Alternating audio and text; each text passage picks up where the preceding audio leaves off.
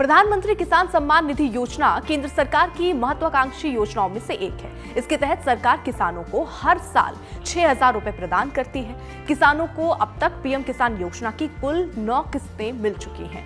अब 10वीं किस्त का इंतजार है। देश भर के किसानों को पीएम किसान योजना के तहत 10वीं किस्त जल्द मिल सकती है।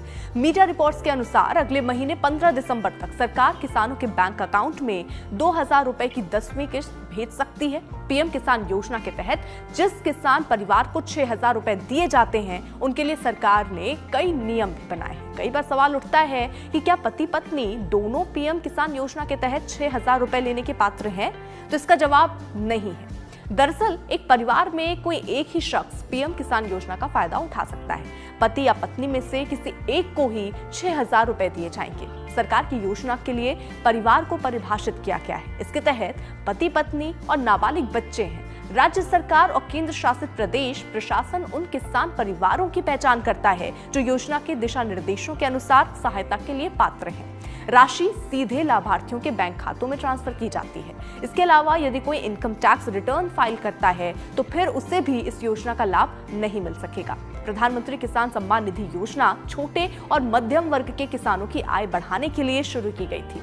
डिजिटल इंडिया पहल के साथ मिलकर इस योजना ने देश के तकरीबन 12 करोड़ किसानों तक फायदा पहुंचाया। पीएम किसान योजना की आधिकारिक वेबसाइट pmkisan.gov.in है। इसके जरिए आपको इस योजना से जुड़ी हुई जानकारी मिल पाएगी।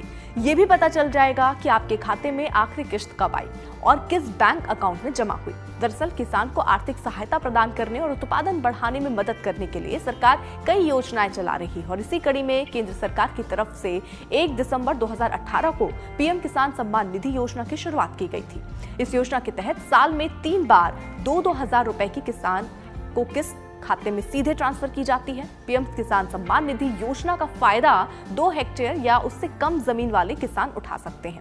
इस योजना के तहत चुने जाने वाले किसानों को 5 सालों तक सालाना 6,000 रुपए दिए जाने का प्रावधान है। इसके तहत पैसा सीधे लाभार्थी के बैंक खाते में ट्रांसफर किया